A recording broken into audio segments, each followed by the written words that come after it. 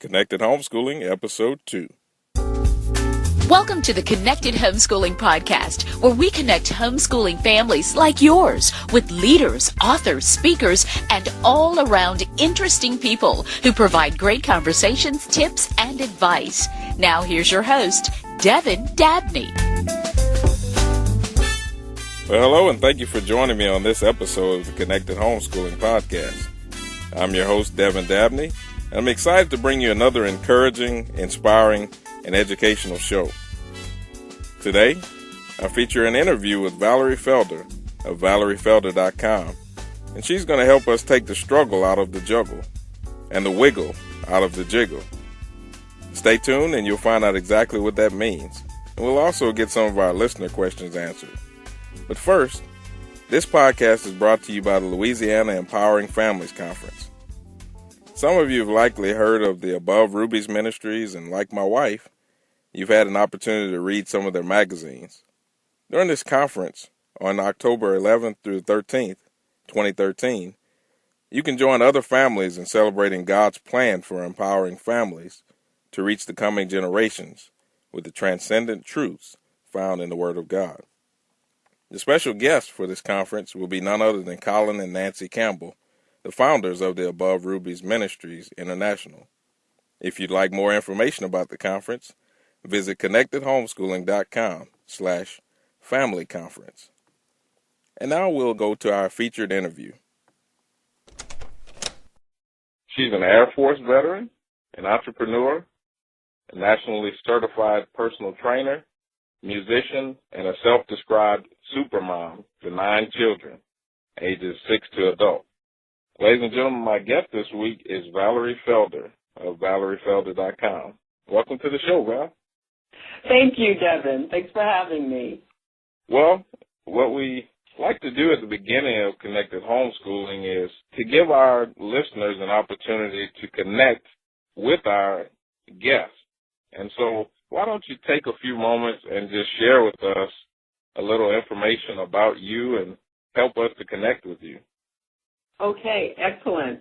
Yes, I'm originally from the East Coast. I was born in New Jersey and grew up most of my days in the Midwest, started in Chicago and then in Blueberry Farms of Southwest Michigan, which is where I call home currently. And my household was basically myself and my younger brother, 7 years younger than I.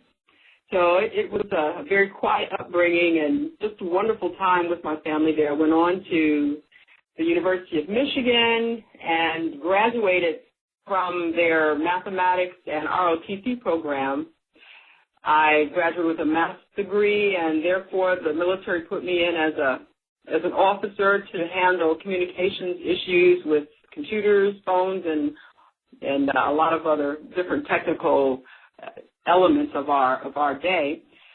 I and my husband, we met each other on our first duty in the Air Force, which was in Biloxi, Mississippi at Keesler Air Force Base. He was also commissioned as a lieutenant from Texas A&M University.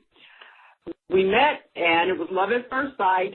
And from that point, some years later, we were married, and that began our wonderful journey into marital bliss and a house full of children, 5 boys, 2 girls.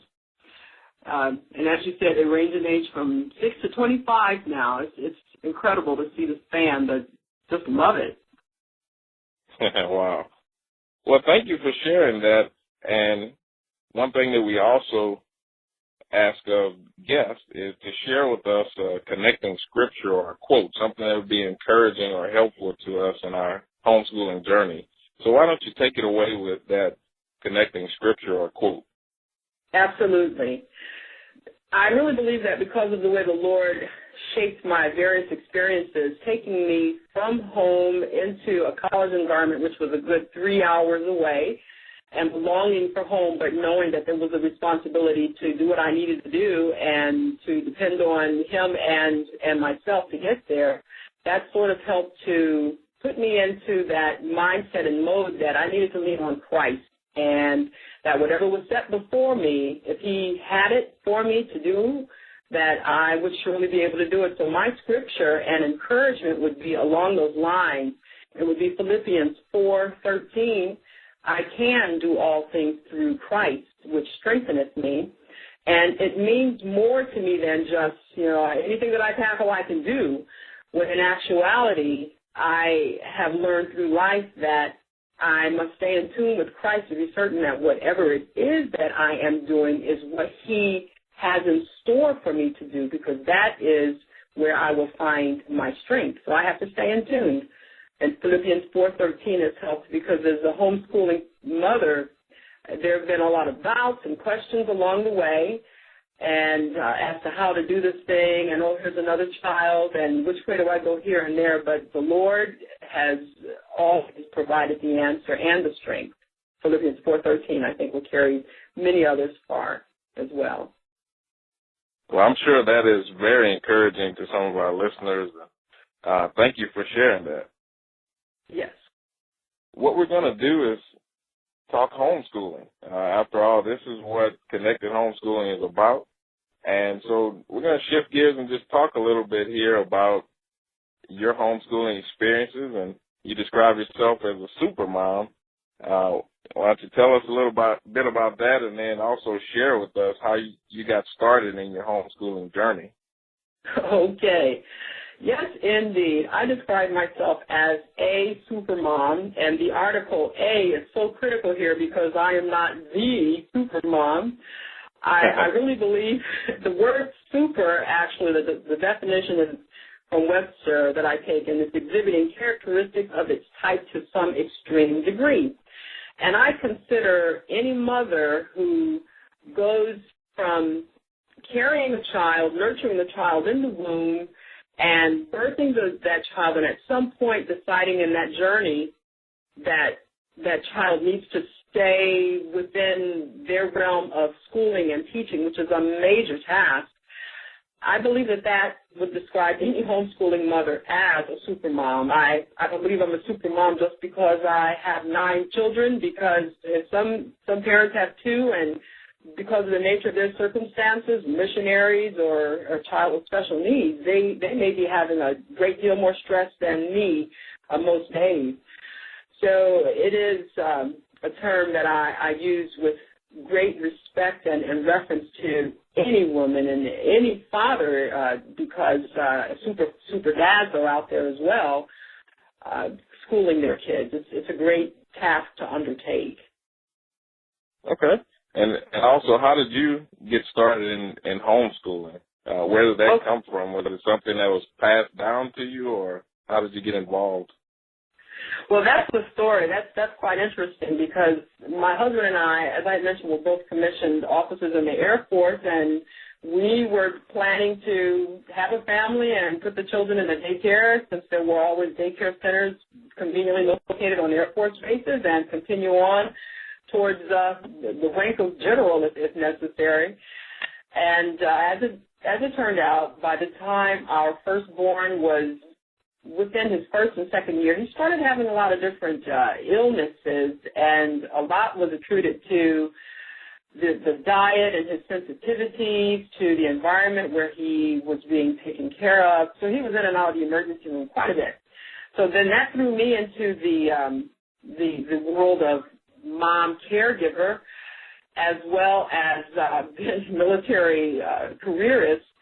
I was given the surprise assignment to leave home for almost a year at a time and take care of duties in a Latin American country. And I am a patriot. I do believe in supporting our country, but with my child at home and sick, it was just not something that was in my heart to do, though it was in my heart to support my husband in his career.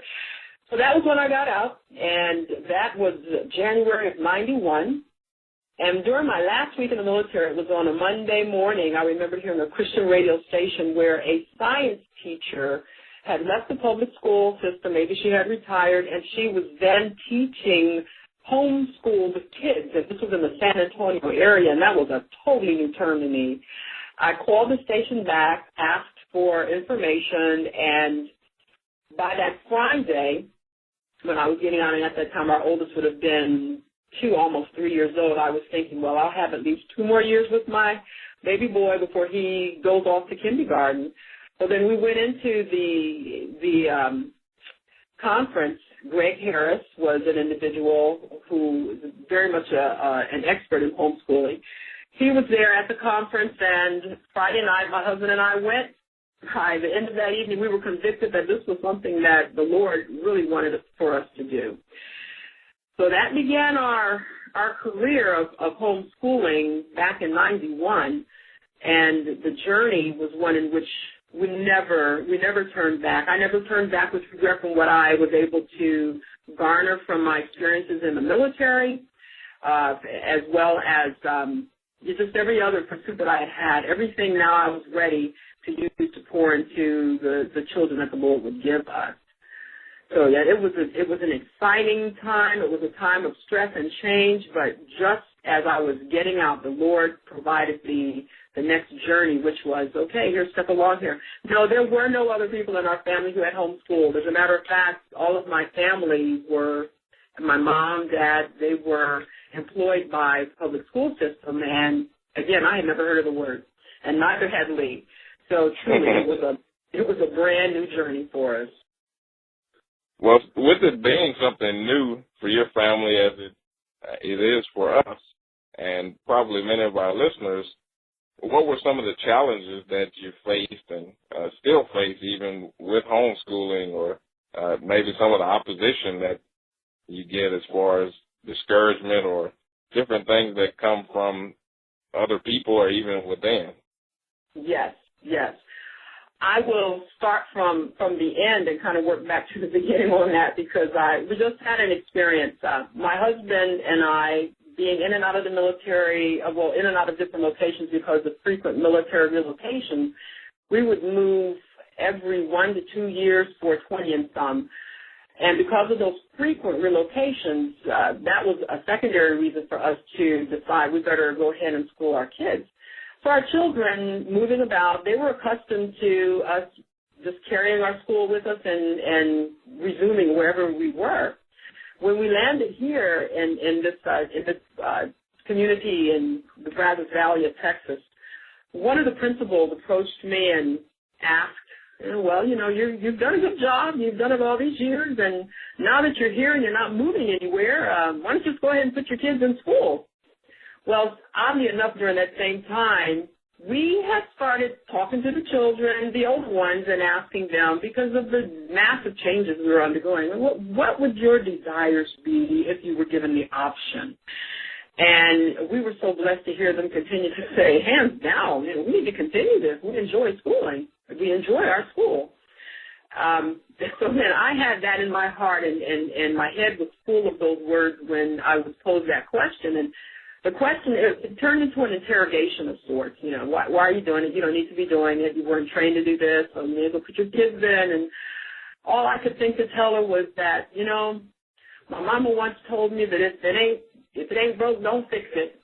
And, just to kind of add a little humor to it. And truly, it served us well. You are looked upon as having two heads in some instances, because you, especially as a black female in a career to the military, you've given up your military degree, your college degree, your military experiences as a captain. You're going home to waste your talent and brain on your kids.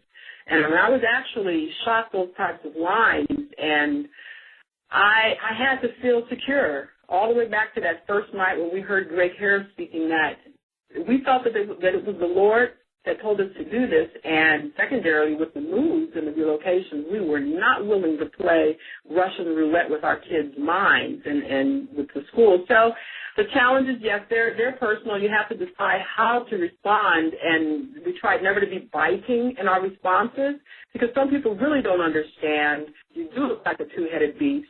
So you then could take that opportunity to teach them one at a time the benefits and the goodness of it. Outside of the frequent relocations, then we would have to adjust to the flow of a different house, finding a little bit more about what was available in the specific military or homeschool communities where we were moving, also the churches, what type of Christian connections we would have. And I would have to say that our biggest challenge came when our ninth grader, it was his freshman year in high school, we received orders to move to Greece. And he was to start his freshman year, and his goal was to land him a spot at Texas A&M. He wanted to go to college. So we knew we had to really stay on track because the clock was ticking. School then for him should have started that September. Well, they put all of our household goods on a slow-moving barge across the Atlantic Ocean. We physically moved the family via airplane in September. By the time our household goods arrived, it was the week before Christmas, which included all of the school.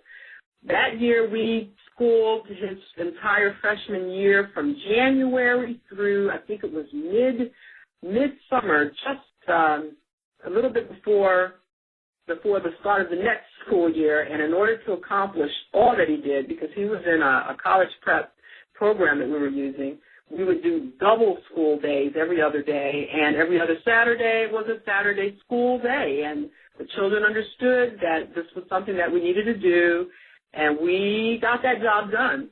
But sometimes you do end up doing schedules and schooling just a little differently from what others might. But, again, you have to go with what works. And that's the beauty, I believe, of homeschooling, because you have that flexibility to adjust as needed. And so even though you may face some challenges, you do have those benefits. That's right. That's exactly right. Talking about your homeschooling experience, we like to point out some resources or different things that our guests have used in their homeschooling experience. Is there any particular curriculum or any type of method, maybe classical conversations or anything that you and your family used? Yes. From the very beginning, with our first when he went into kindergarten, his mama, being a math major, needed to feel secure that whatever program that I put him in provided math from those very early years all the way through in preparation for college. Or should he desire to go, I wanted to be certain that I wouldn't have to start a curriculum in the elementary school, search around for something different because that had no continuity, and I just did not want that. And the one that I found that had the math continuum was Abeka. I know there may be some others, but I was satisfied with what I saw with Abeka in that they also provide the opportunity for college. If that child chose to go to their particular college, they would definitely be ready and prepared. And one comment one of the mothers made to me at a homeschool conference when I was first looking at Abeka was she picked up the book and saw me looking at the math. She said, yeah, you can get that for your child to do if you want him to be a rocket scientist. And she kind of chuckled and walked away. And I looked at her and thinking, she didn't know that she was speaking to a mathematician. And who am I to question where the Lord might want my child to go? So I definitely wanted to give him the opportunity that if he so desired, that he would be equipped. So we primarily use Abeka for all of the subjects. We have supplemented with books from the library. There's an individual, William Loren Katz, with a K, K-A-T-Z, he's an author of books that deal with African Americans in particular and their history.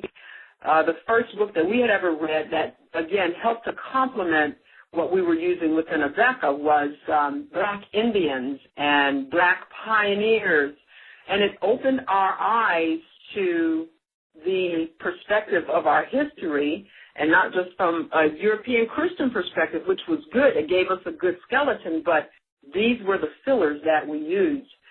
So, yes, we used Abeka for a lot of the left brain type subjects, and then I went off into what I felt was a fuller, a rounder social and civic study using others like William Katz. Okay. Now we're going to transition, and what I'd like to do is talk a little bit about some of your business and entrepreneurial ventures. And actually, as one of the ways to get into that, we actually had 2 listener questions that were submitted, and I'll break into those, and then I guess you can elaborate more on what you're doing in those areas. One of them is particularly your area of expertise being fitness or personal training. One of the questions came from a listener, Andrew, and he said, how do you stay fit and homeschool? And he also elaborated, he said, how do you keep the pounds off with 9 kids? I know that's a struggle sometimes when ladies have children, just keeping the weight off, but you having 9, that's something that he's curious and asking about. So how would you answer that? How do you stay fit as a homeschool mom, or even in some cases a homeschool dad? Seems like in our case, my wife had the kids and I picked up the pounds. So. Totally understand, Devin. Yes, indeed.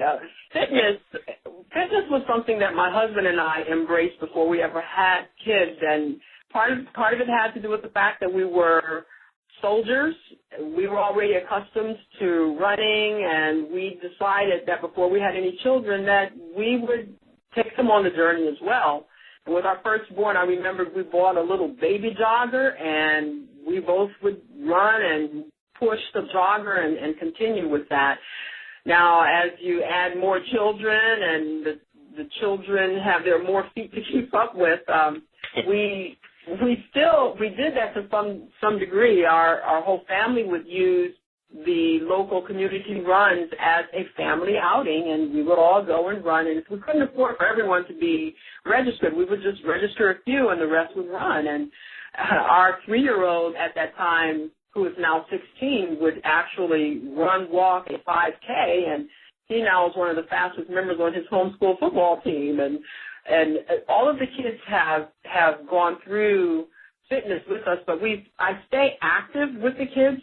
My goal has always been to get up early, and I get my running done or whatever it is that I'm doing for my core fitness, and then next up are my kids, and I'll pull them out, and they'll do 30 minutes worth, and then we'll have our breakfast and move on into the day. By about 12:30, 1:30, we are done with the technical school. They have homework, assignments, or seat work to do. But then later in the day, we'll get out, we'll play games, we have trampolines. We try to do even family fitness, such as what we now do with Taekwondo. I'm in class with all of the kids that we're still yet home with. That's 6 of them, and we're all about to test for our second belt in Taekwondo. And it's about staying active, and it's about playing with the kids and running behind them and truly enjoying the jewels that their energy can produce. And as far as relieving stress, and I find for myself that whenever I'm able to go running, that's my prayer closet. And when I run a half marathon, which is 12 miles, I dedicate every mile to praying for a member of our family. And now that our oldest is married, I have 12 people to pray for, so that gets me through pretty fast. Wow. Now, that's a great idea, and sounds like you don't just take it as a task for you to stay in shape or to stay active. It's a whole family affair, and that everyone gets involved. Yes, indeed. Yes, indeed. Dad's right in there with us as well, and if I'm not able to get outside and play, or if he's ahead of me, he plays basketball, kickball, and all the neighborhood kids come here to play, and we're out there with them. But it's the fun part of having kids in life. Okay, well, another question that was posed is from someone very familiar to us, my wife, Shayla. Yes. And her question was, do you have any nutrition or health tips to maintain energy while you're pregnant with little ones running around? And that's something that I know she's talked to other moms about, and some of our friends are maybe pregnant, and then you have other little ones running around. What do you do as far as nutrition or or help just to make sure you have energy. Yes, and that is so important because if mom is not feeling well or down in energy, then nothing much can really be done. I would have to say, as a childbirth educator, and I've been doing that now for 2 decades, a big part of what I teach is nutrition. Number one, our moms need to walk around with water jugs and drink a good 8 glasses and then some possibly of water, because that's going to help them with those back issues that might cause them to fatigue, because their spinal discs are nothing but water. So that helps them. It helps to keep everything circulating as the baby is growing. And once mom is about 50% through the pregnancy, around week 20 or so, to try to focus on good protein, 80 to 100 grams of protein, is typically what helps to keep a mother from going into toxemia and having problems. So if she can keep a balanced diet with protein, it doesn't have to be animal protein, those 2 elements help well. She also needs to get that other leg of fitness in. Walking is very excellent. I used to ride an adult tricycle because our family loves to bike ride, and it's just a big bike with 3 wheels and you cannot fall. And after the day is done, or even throughout the day, mom needs to program in rest periods and cut back. You know, when you feel that you cannot do, cut back, and if you modularize the components and you see the pregnancy coming, look at what you have to accomplish through the year with your children and maybe do the heavier load of instruction when you know you'll have more energy, so that when you're not feeling well on those off days, you can say, well, okay, this module will take place next week and we're not going to lose any time. Wow, that's great. Now, you mentioned that we talked about you and your experience as a personal trainer, and then also with helping moms as a birthing helper, and then you're also a professional speaker. Why don't you share a few things that you're doing with speaking? Yes. That is really one of those callings that was on my life since the age of 8. I always knew that I would stand in front of people and talk, but I just didn't have anything to talk about until my life picked up and we had the children, and those struggles came. As I went through the years, especially from the military, in the household with the children, the multiple military moves, the overseas and back, I felt the Lord explaining my life in a variety of ways, and he says, yes, you can do all things through me as I strengthen you, but you need to keep balance. Therefore, I speak in the life balance genre. I am a life balance strategist, and that is where my topics originate from. I have a 3-legged approach. One is focus, which is more about your attitude that you take into life struggles. The other is family, because that's the mental. You need to harness the minds of your children and keep everyone on the same page with what the family goals and visions happen to be. And then the fitness.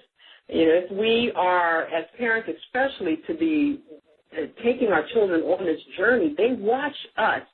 Our daughters will follow the mothers, the sons follow the fathers, and in order for us to be a good witness, there's no witness without fitness. So I talk about how the mental, the emotional, the spiritual, all of those 3 together is like a 3-fold cord. That is what builds great life experiences, and it keeps the family together, keeps everyone moving in a good direction. So I teach people how to take the struggle out of the juggle of life, and then as a nationally certified personal trainer, I teach people how to take the wiggle out of the jiggle. That's great. Well, thank you for sharing that. And if anyone's listening to this and you're interested in having Valerie speak at your event, I highly recommend her as someone that would do a good job and relay a good message that would be inspiring and encouraging for you. So what we're going to do now is go into our last segment and it's simply called 7 with Devin. We're going to cover 7 quick questions, and after we do that, we'll share a resource of the week and some ways that you can connect with Valerie. So our first question in this segment is, what is a top free resource that you would recommend for our listeners? If they're a homeschooling family and there's something that you probably use a lot that's free and no cost associated at all, what would that be? Yes. I would recommend Khan Academy. That's spelled with a K as in kitchen, Khan. Khan Academy is courses online, free of charge, that go all the way through, especially for your high schooler.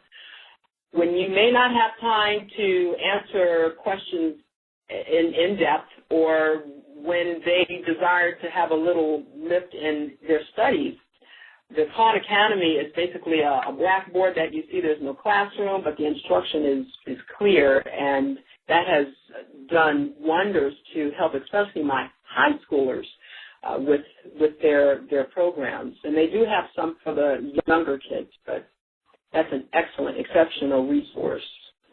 Okay. Now, on the other hand, what would be a paid resource that you recommend? Yes.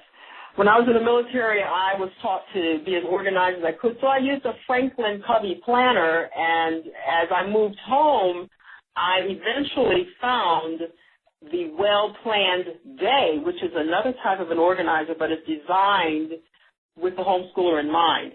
So the Well-Planned Day, a family homeschool planner, is available, and I've always tried to chart for my children what they needed to do on a variety of pieces of paper, but this puts it all in one place, and it's exceptional, an exceptional resource. You pay for it, but it is so worth. It's not overpriced. Okay. And for those of you who are listening to this and you're interested in some links for some of the show notes for this episode will be found at connectedhomeschooling.com/episode 2. Okay, our third question here is, if you were able to start your homeschooling journey over, what would be your first step? I would have to suggest that I would probably do it in the same manner. What we did was to consult the Lord first. We heard about something, we investigated it, we went to the Word together. Once we did that, we read and researched so that by the time our child, who was at that point 2.5 years old, was of legal school age, we had researched to the point where we understood what the laws were so that we would not be in any violation. And then after doing all the researching and the reading and going to conferences and being in community with local homeschool organizations, I can't say enough for those, what we did was just to do it, just to start on a small scale and do that task. But I don't know that I would do it any differently. Okay. Now, someone who is listening to this may be a new homeschooling mom, or they're actually just considering it. And what would be your best advice for someone who's new to homeschool? Yes, I would first say be certain that you and your husband, your spouse, you're both on one accord. Pray about it, and then once you undertake it, take it one day at a time. Keep your knees flat. In other words, just stay in prayer about every step of the way that you're taking. As you take your child through, you'll run into people who are doing other very interesting topics and events with their kids. Always try and discern if that is what God would have you doing with your child, because you can get caught up in the Joneses and trying to do what everyone else has been assigned to for their child. And I would think the biggest point I would make too is that as parents, if you ever question any aspect of your schooling, whether you feel you're inadequate or whether you don't know or not if you're going to continue in the upcoming years, never voice that in front of the children. Present a unified front of positivity with your children. Wow, that's great advice. Now, what has been your greatest reward in your time as a homeschooling mom?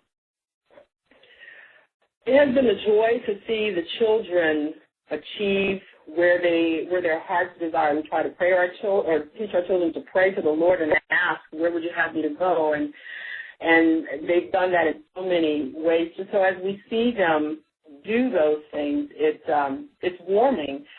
But for me, the biggest reward I would have to say is the relationship. Our oldest sons are out of the house, and they're my biggest texting buddies. And as a matter of fact, when our oldest got married and they were on their honeymoon, he and his wife, his wonderful wife, were on their honeymoon in San Antonio.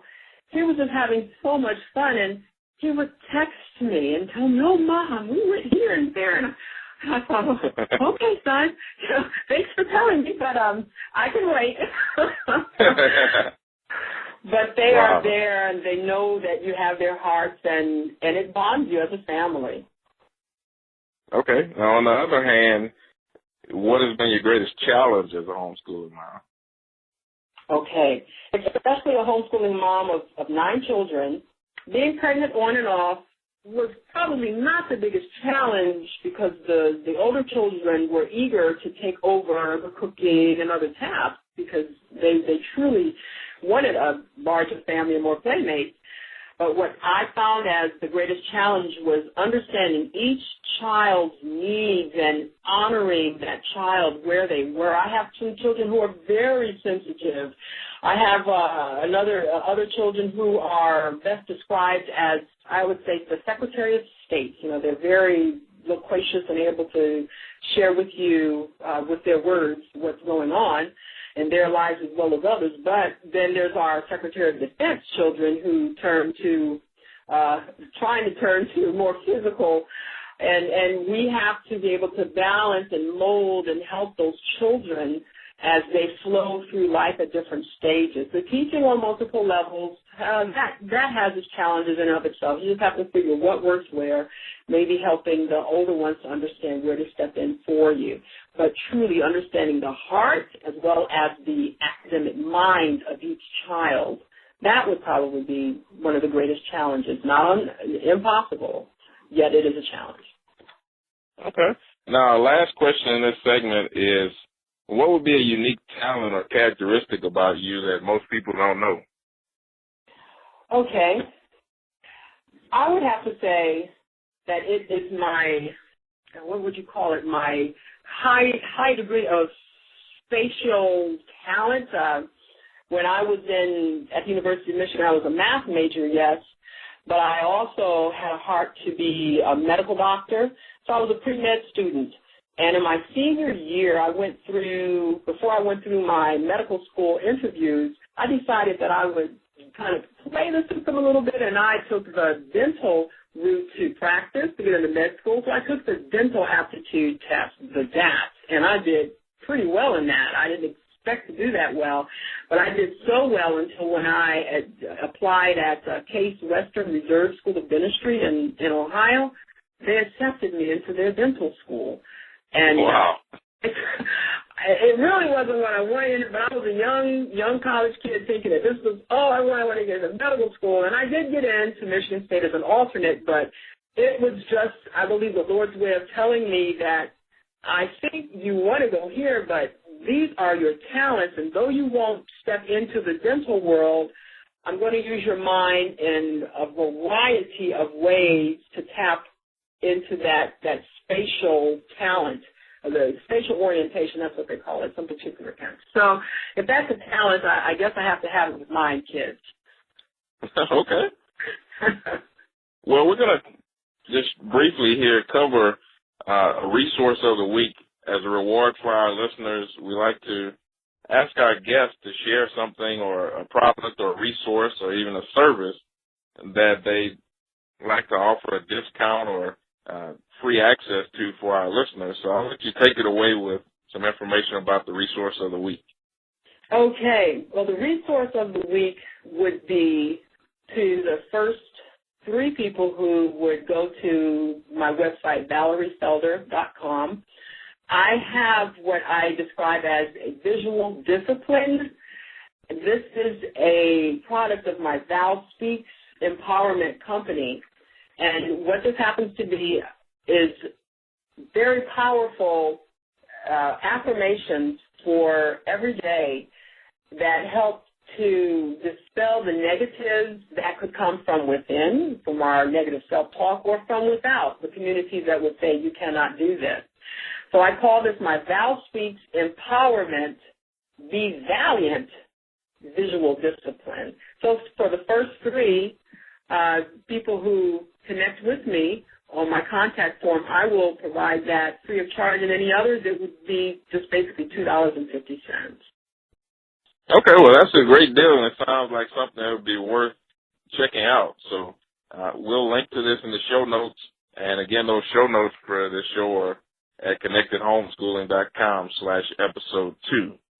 Well, we're going to close out the interview here, and we just want to ask you, Val, where's the best place for us to connect with you? If you want to share your website or maybe some social media addresses, what's the best way for us to reach you? Yes, so there are two pretty good ways to reach me. One would be going to my website and contacting me on the Submit Contact form. The other way for real interface with me would be on my Facebook business page, which would be www.facebook.com/ValSpeaks, ValSpeaks. Okay. All right, and we'll link up to those websites and also her Facebook page in the show notes. And so my guest today has been Valerie Felder, and I thank you so much for joining me, Val. You're welcome, Devin. Thank you for having me. All right, it's my pleasure. Well, ladies and gentlemen, thank you for joining me on today's show. I hope you enjoyed the interview with today's guest, Valerie Felder of ValSpeaks and ValerieFelder.com. Be sure to visit her site and connect with her on her Facebook page, and also tell her that Devin from Connected Homeschooling sent you. If you'd like to view the show notes for today's episode, visit connectedhomeschooling.com/episode 2. Listen, guys, I really could use your help to get the word out about this podcast. One way to do it is to visit connectedhomeschooling.com/iTunes and subscribe to the podcast there. If you find value in this podcast, please write a 1 or 2 sentence review and give the podcast a rating. This helps other people discover the podcast. And if you haven't joined us on Facebook or suggested it to some homeschooling friends or parents you know, please do so at facebook.com/connectedhomeschooling. Tune in next time for another great episode where we'll connect you with the people, resources, and tools you need to make your homeschool a success.